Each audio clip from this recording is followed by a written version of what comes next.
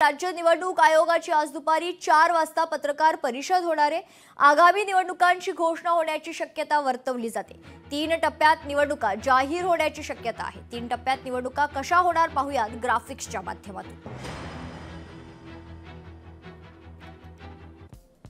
तर पहिला टप्पा नोव्हेंबर महिन्यात होण्याची शक्यता वर्तवली जाते।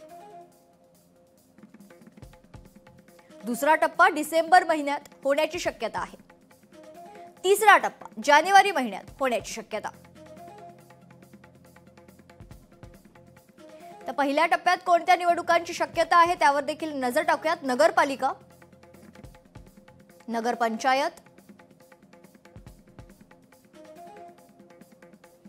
नगर परिषदा या निवडणुका पहिल्या टप्प्यात होतात। तर दुसऱ्या टप्प्यात जिल्हा परिषद,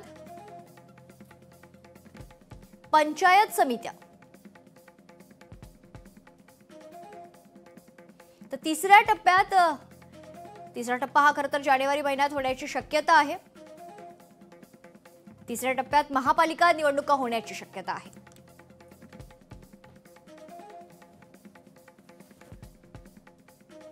यावर राजकीय वर्तुळातून अनेक प्रतिक्रिया आल्या, पाहूयात।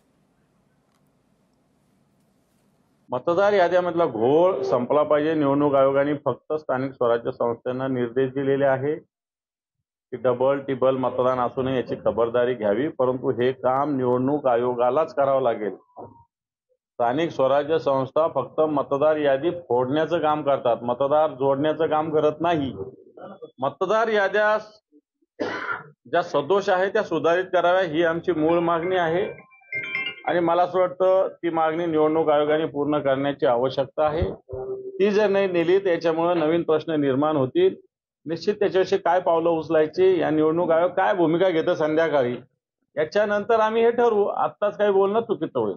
बघूया ना, 4 वाजता कळेलच काय होतं। आता आम्ही नाहीतरी इलेक्शन आहेच, उशिरा का होईना ते लागतंय याचा आनंद आहे आम्हाला।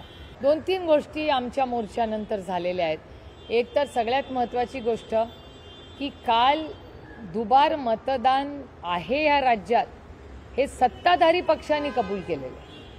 अजून इलेक्शन कमिशनकडून आम्हाला काहीच कळलेलं नाही, त्यामुळे इलेक्शन कमिशनचं मत काय आहे हे आम्हाला पाहिजे। भारतीय जनता पक्ष हे आरोप प्रत्यारोप आमच्यावर करतंय हे म्हणजे मला आश्चर्यच वाटलं एक। पण दुसरी बाजू आहे की त्यांनी कबूलीही केली की याद्यांमध्ये काहीतरी घोळ आहे। लोकशाही मराठी ऐका, पहा, जागरूक रहा।